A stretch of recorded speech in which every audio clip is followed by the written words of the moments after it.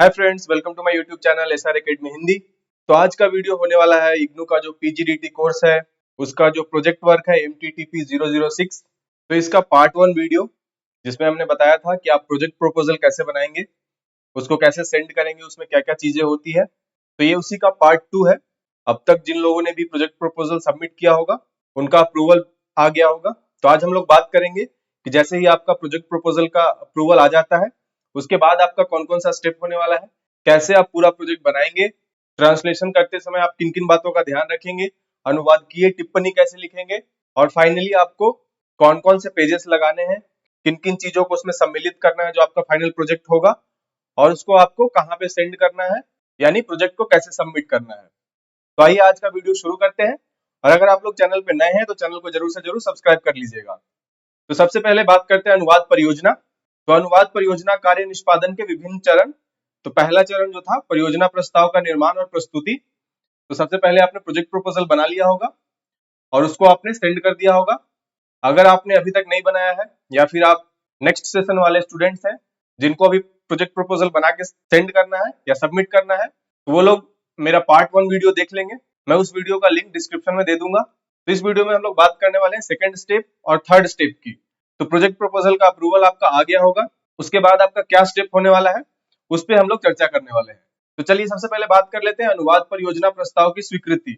तो इस तरह का आपका ईमेल के थ्रू एक लिस्ट बन के आता है जिसमें आपका नाम रहेगा, आपका एनरोलमेंट आईडी रहेगा, ईमेल आईडी रहेगा और आपने क्या टॉपिक प्रपोजल में सबमिट किया था वो रहेगा, और साथ में अप्रूव्ड लिख के आएगा। तो जिन जिन लोगों का भी अप्रूव्ड लिख के आ रहा है वो लोग अपना प्रोजेक्ट वर्क स्टार्ट कर सकते हैं। तो जैसे ही आपका अप्रूवल आ गया, आपने जिस भी बुक को सेलेक्ट किया है उसका आप लोग अनुवाद करना स्टार्ट कर देंगे। या तो आप हैंड रिटन प्रोजेक्ट बनाएंगे या फिर कंप्यूटर पे टाइप करके भी आप उसको सबमिट कर सकते हैं। आप लेटेस्ट गाइडलाइन देख लीजिएगा, पिछले सेशन तक आप इसे टाइप करके भी सेंड कर सकते थे। और जो आपका MTTP 006 का जो आपका प्रोजेक्ट गाइड है उसमें भी ये लिखा हुआ है कि आप टंकित करके इसको भेज सकते हैं या सबमिट कर सकते हैं। तो मैंने जो बनाया था मैंने उसे टाइप करके ही अनुवाद किया था।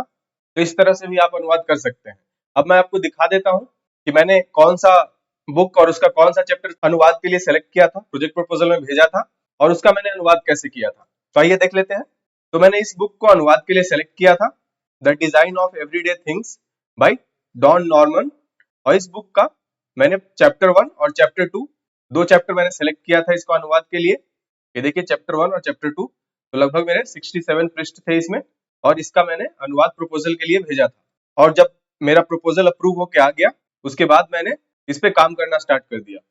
तो देखिए मैंने, क्योंकि मुझे टाइपिंग आती थी कंप्यूटर पे, तो मैंने अनुवाद टाइप करके ही किया है। ठीक है, जैसा कि आप देख पा रहे हैं यहाँ पे। तो अगर आप बुक से मिलाएंगे, जैसे देखिए चैप्टर 1 ये रहा, तो देखिए सबसे पहले आप चैप्टर का नाम लिख देंगे। मैं आपको दिखाता हूँ, जैसे मैंने अध्याय 1 जो चैप्टर का हेडिंग था उसको मैंने लिख दिया, और फिर से जो भी पैराग्राफ वाइज मैं इसको ट्रांसलेट करना स्टार्ट कर दिया। अगर आप देखेंगे तो आप इस तरह से ट्रांसलेट कर सकते हैं। अगर आप हैंड रिटन लिख रहे हैं तो इसको आप शीट पे लिख लीजिएगा, हो सके तो आप जो भी आपका पृष्ठ है उसके एक साइड में लिखिएगा, दूसरे साइड में ना लिखें। और इस तरह के जैसा मैंने टाइप किया है उसी तरह आप A4 शीट पे चारों तरफ स्पेस छोड़ते हुए बकायदा हेडिंग और सारे चीजों का ध्यान रखते हुए आप इस तरह से उसको लिखेंगे। ठीक है, मान लीजिए कि आपके बुक में कोई इमेज है, तो आप इमेज को, उस पृष्ठ का फोटो कॉपी करा लीजिए और उस इमेज को कट करके आप उसको यहाँ पे पेस्ट कर दीजिएगा जहां भी स्पेस है, और उसके नीचे जो भी लिखा हुआ होगा उसका आप अनुवाद कर लेंगे। अगर आप हैंड रिटन लिख रहे हैं तो आप उसके नीचे वैसे लिख दीजिएगा। अगर आप टाइप करके लिख रहे हैं तो आप उस बुक का अगर या तो फोटो खींच लीजिएगा, या फिर अगर सॉफ्ट कॉपी बुक का होगा वहां से स्क्रीनशॉट लेके उसको इमेज को क्रॉप करके आप यहाँ पे पेस्ट कर लेंगे वर्ड फाइल में। और इस तरह जो पिक्चर के नीचे जो भी टेक्स्ट लिखा हुआ होगा उसका आप अनुवाद कर लेंगे। तो इस तरह से आपको दिखा देता हूँ कैसे अनुवाद किया, और जो भी आपको हेडिंग्स आएगा उसको आप दूसरे कलर से अंडरलाइन करके, ताकि हेडिंग्स आपकी पता चलते रहे। और बीच बीच में जैसे कुछ मैं तो टाइप करके लिख रहा था तो मैंने इसको बोल्ड कर दिया है। आप अपने हिसाब से इसको दूसरे कलर से लिखें जिससे कि स्पष्ट हो। अगर आपके बुक में कोई टेबल है तो आप अनुवाद करते समय उसको टेबल के फॉर्म में ही लिखिएगा। तो इस तरह मैंने जो टेक्स्ट था मेरा, जो 2 चैप्टर मैंने लिए थे उसका मैंने हिंदी अनुवाद कर लिया था, और मैंने अनुवाद को यहाँ पे टाइप करके ही सबमिट किया था, इसका प्रिंट करा के।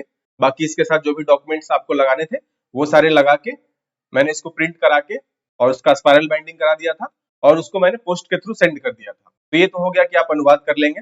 अब आप अनुवाद करते समय आप ध्यान रखिएगा अच्छे से अनुवाद कीजिएगा ताकि आपको अच्छा अंक मिल सके। जितना हो सके आप सटीक अनुवाद कीजिएगा। जिस भी बुक को आपने सेलेक्ट किया है उसको पढ़ के समझ के अच्छे से अनुवाद कीजिएगा। अगर आप हैंड रिटन लिख रहे हैं तो राइटिंग अच्छी रखिएगा और स्पष्ट रूप से लिखिएगा, ज्यादा इसमें कटिंग मत कीजिएगा बीच में। ज्यादा स्पष्ट रहेगा तो अच्छे मार्क्स आपको मिलेंगे। और जैसे ही आपका अनुवाद पूरा आप कर लेते हैं, जितने भी पृष्ठ या जितने भी चैप्टर आपने उस बुक से सेलेक्ट किए हैं, अगर पूरा अनुवाद आप उसको कर लेते हैं तो उसके बाद आपको एक अनुवादकीय टिप्पणी लिखनी होती है। तो आइए देख लेते हैं अनुवादकीय टिप्पणी क्या होता है और हम लोग उसको कैसे लिखेंगे। तो अनुवादकीय टिप्पणी लेखन, आपको परियोजना के अनुवाद के साथ साथ लगभग 1500 शब्दों की एक अनुवादकीय टिप्पणी भी लिखकर जमा करानी होगी। इस अनुवादकीय टिप्पणी में आपको अनुवाद कार्य करने के दौरान हुए व्यवहारिक अनुभव को शब्दबद्ध करना है। मतलब आपको अनुवाद करते समय आपका अनुभव कैसा रहा उसके बारे में 1500 शब्दों में आपको अनुवादकीय टिप्पणी लिखनी है। अनुवादकीय टिप्पणी में आप निम्नलिखित पक्षों पर अपने शब्दों में प्रकाश डालेंगे। तो क्या क्या इसमें आपको इंक्लूड करना है वो यहाँ बताया गया है।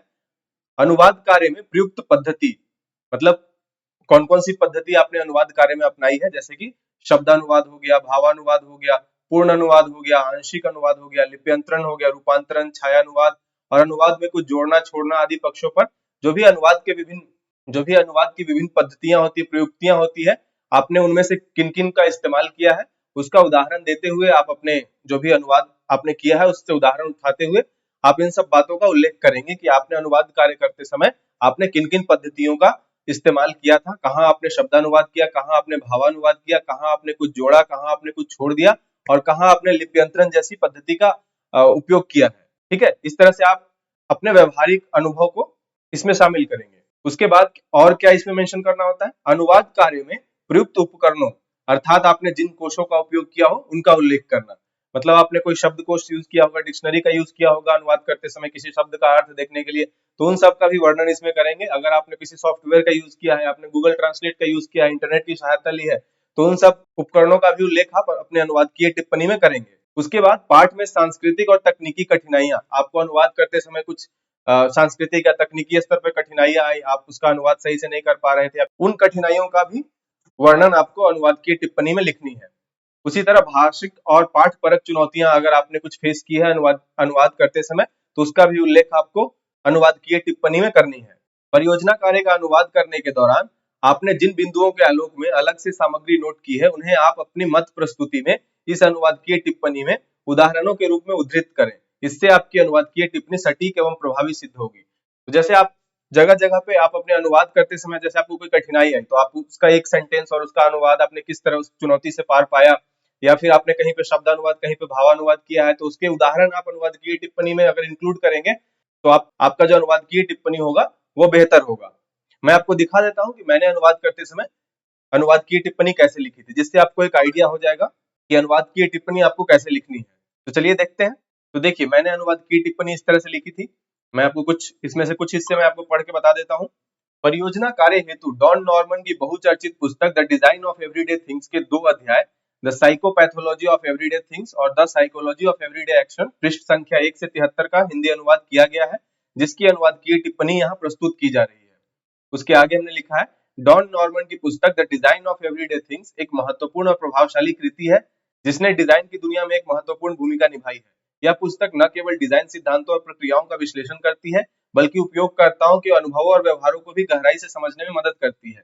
इस पुस्तक का हिंदी में अनुवाद करते समय कई चुनौतियों का सामना करना पड़ा, जिनमें तकनीकी, भाषिक और सांस्कृतिक कठिनाइयां शामिल थी। सबसे पहले तो हमने बताया कि किस बुक का अनुवाद किया है और उसमें से किन किन चैप्टर्स का अनुवाद किया है। उसके बाद जो हमारी पुस्तक थी जिसका हमने अनुवाद किया है उसके बारे में भी हमने बताया कि वो पुस्तक किस बारे में है।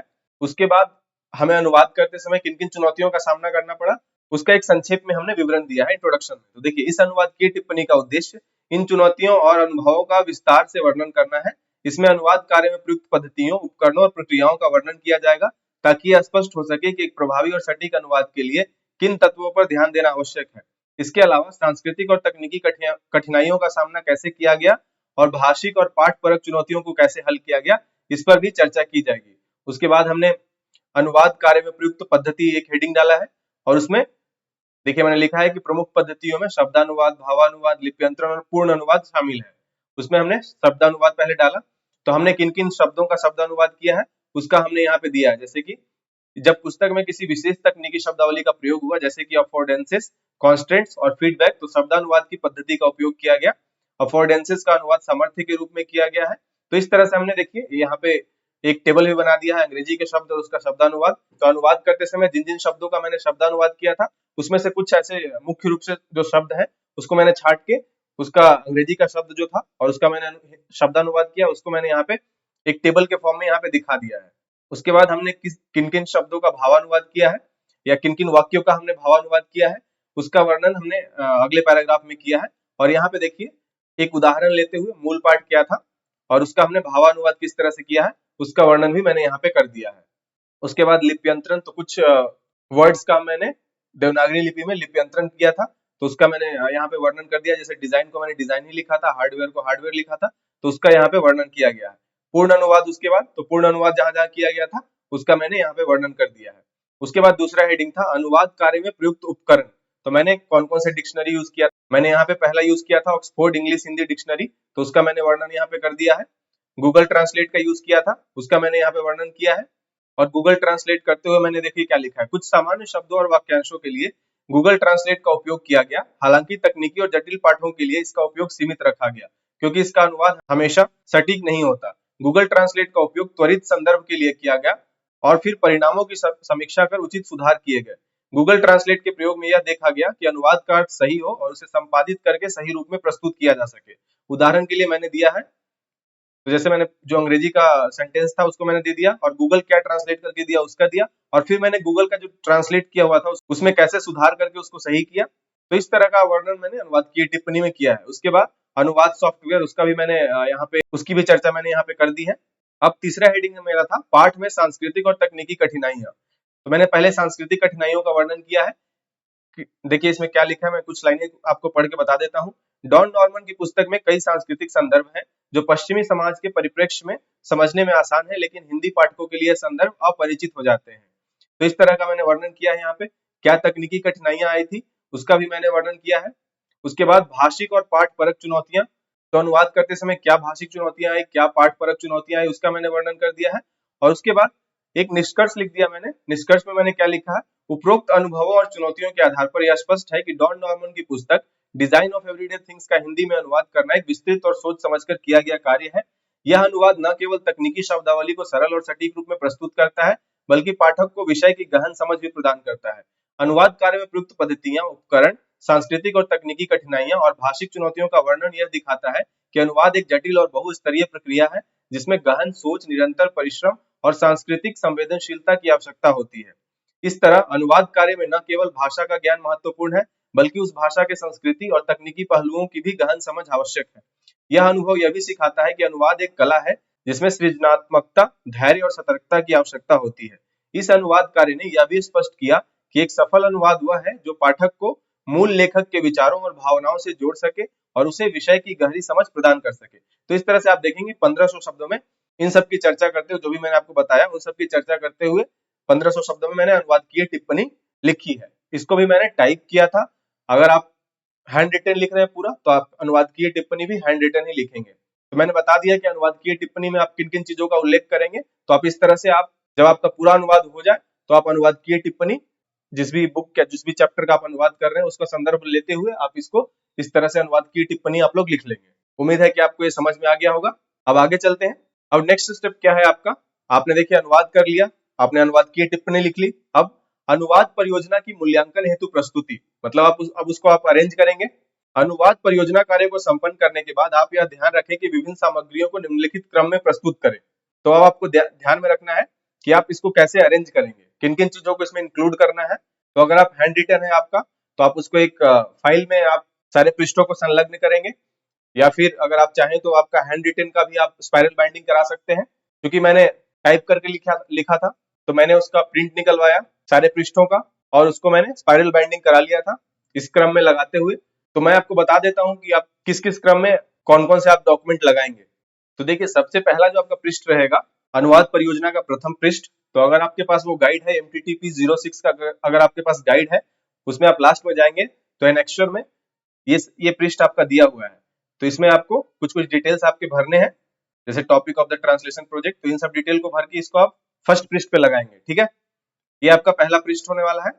दूसरे पृष्ठ पे आप आईडी कार्ड अपना लगा देंगे। आईडी कार्ड का जो आपका फोटोकॉपी होगा उसको आप आईडी कार्ड लगा देंगे दूसरे पृष्ठ में, आप याद रखेंगे आईडी कार्ड अपना लगाएंगे दूसरे पृष्ठ में। तीसरे पृष्ठ में आप क्या लगाएंगे, तीसरे पृष्ठ पे आप क्या लगाएंगे, जो आपने परियोजना प्रस्ताव जो आपका आपने भेजा था उसमें एक पृष्ठ आपने लगाया था, ये वाला पृष्ठ प्रोजेक्ट प्रपोजल जब आप सबमिट कर रहे थे तो ये आपने इंक्लूड किया होगा, वही सेम पृष्ठ आप यहाँ पे भी लगाएंगे। उसके बाद जो आपने प्रोजेक्ट प्रपोजल बनाया था, जैसे मैंने ये प्रोजेक्ट प्रपोजल बनाया था, तो ये आप जिस तरह से आपने बनाया था उसको आप यहाँ पे इंक्लूड कर देंगे। तो उसके बाद आप इसको लगाएंगे, जितने भी पृष्ठ का होगा उसको आप यहाँ पे लगा देंगे। ठीक है, इसके पहले परफॉर्मा और उसके बाद जो आपने प्रोजेक्ट प्रपोजल बनाया है वो लगा देंगे। ठीक है, इसके बाद जो आपका इस तरह का जो आपका आता है ईमेल पे अप्रूव होके, तो जिस भी पेज में आपका नाम हो, तो जिस भी पेज में आपका नाम हो और अप्रूव्ड लिखा हुआ हो, उस पेज को ही सिर्फ आपको लगाना है। और उस पेज में भी बहुत सारे नाम होते हैं, तो जहां पे आपका नाम है उसको आप हाइलाइटर से हाईलाइट कर देंगे। तो नेक्स्ट पेज आपका ये हो गया। उसके बाद आप एक डिक्लेरेशन लगाएंगे कि जो भी आप अनुवाद कर रहे हैं उसका अनुवाद पहले नहीं हुआ है और आप इस अनुवाद में किसी तरह किसी और की हेल्प नहीं ले रहे हैं, आप खुद से ये अनुवाद कर रहे हैं, ये आपका शपथ पत्र टाइप का कुछ है।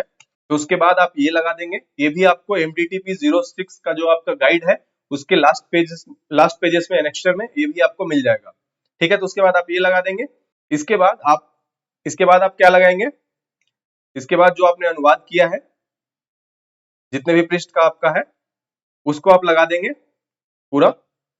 और इसके बाद जब आपका पूरा अनुवाद का पृष्ठ लग गया, जितने भी पेज में आपने अनुवाद किया है उसको लगा दीजिए। उसके बाद आप क्या लगाएंगे, उसके बाद अनुवाद की टिप्पणी, ये भी आपका 2-3 पृष्ठ का आएगा, 1500 शब्दों में लिखना है, इसलिए आपका 2-3 पृष्ठ में ये भी हो जाएगा। तो ये लगा दिया आपने, जितने भी पृष्ठ का आपका होगा यहाँ तक आपने लगा दिया। इसके बाद आप क्या लगाएंगे, इसके बाद जिस भी बुक का आप ट्रांसलेशन कर रहे हैं वो बुक और जितने भी पेजेस का उसमें से आप ट्रांसलेशन कर रहे हैं उस बुक का पूरा पेजेस आप लगा देंगे। ठीक है, ये आपका वो बुक है जिसका आप ट्रांसलेशन कर रहे हैं, जितने भी पेजेस का आप ट्रांसलेशन कर रहे हैं उस बुक का, उसका आप फोटोकॉपी वहां पे लगाएंगे। तो इस तरह से आप इन सारी चीजों को अरेंज कर लीजिएगा। और अरेंज करने के बाद अगर आप फाइल में दे रहे हैं तो आप फाइल में इसको इन सारे चीजों को इसी ऑर्डर में अरेंज कर लीजिएगा। और अगर आप स्पाइरल बाइंडिंग वगैरह करा रहे हैं तो इसको अच्छे से स्पाइरल बाइंडिंग करा लीजिएगा इसी क्रम में। आप एक बार क्रम को चेक कर लीजिएगा जरूर। और अगर आपको पूरा ये कंप्लीट हो गया उसके बाद आपको इसको या तो आप पोस्ट से भेज दें या फिर इग्नू का जो हेड ऑफिस है दिल्ली में वहां जाके आप सबमिट कर सकते हैं। तो जो लोग दिल्ली में नहीं है, जो लोग कहीं और है, वो स्पीड पोस्ट से इसको भेज सकते हैं। लेकिन याद रखिएगा कम से कम आप जो आपका लास्ट डेट है, जिस भी सेशन के आप स्टूडेंट हैं, तो जो लास्ट डेट है उससे कम से कम 10-15 दिन आप पहले आप इसको, अगर आप पोस्ट से भेज रहे हैं तो इसको 10-15 दिन पहले आप इसको सेंड कीजिएगा, जिससे कि आपका समय से पहले वहां तक पहुंच जाए। और उसके बाद आपको इस वाले एड्रेस पे आपको भेज देना है। तो इसका आप स्क्रीनशॉट ले सकते हैं। ये एड्रेस भी आपको MTTP 06 का जो आपका गाइड बुक है उसमें आपको मिल जाएगा। तो आप एक एनवेलप ले अच्छा सा मजबूत सा, उसमें आप इसको जो भी फाइल है आपका स्पाइरल बाइंडिंग किया हुआ है उसको आप उस एनवेलप में रख के और इस वाले एड्रेस पे आप उसको सेंड कर दीजिए। 10 से 15 दिन पहले आप लास्ट डेट के इसको आप सेंड कीजिएगा। तो इस तरह से आपका प्रोजेक्ट बन गया। अनुवाद की टिप्पणी आपने लिख ली और इसको आप सेंड कर देंगे। आपके सेंड करने के बाद कुछ समय लगता है, इसका मूल्यांकन होता है, तब तक आपका एग्जाम वगैरह हो जाएगा। और कुछ समय के बाद जैसे ही आपका मूल्यांकन होता है आपको नंबर दे दिए जाएंगे, जो कि आपका ऑनलाइन जो आप मार्कशीट होता है उसमें आप नंबर अपने देख सकते हैं। ठीक है, तो ये था आपका MTTP 06 का जो प्रोजेक्ट होता है कि आप प्रोजेक्ट कैसे बनाएंगे, प्रोजेक्ट में किन किन बातों का ध्यान रखेंगे और कैसे इसको सबमिट करना है। तो मैंने जितना हो सके इसके बारे में जानकारी देने की कोशिश की है। अगर आपको और भी कोई डाउट हो तो आप कमेंट बॉक्स में जरूर लिखिएगा, मैं यथासंभव आपकी मदद करने की कोशिश करूंगा। तो आज के लिए इतना ही। उम्मीद है ये वीडियो आपके लिए हेल्पफुल रहा होगा। तो अगर आपको वीडियो इन्फॉर्मेटिव लगा तो वीडियो को लाइक कीजिएगा, शेयर कीजिएगा और चैनल को जरूर से जरूर सब्सक्राइब कर लीजिएगा। Thank you so much. जय हिंद।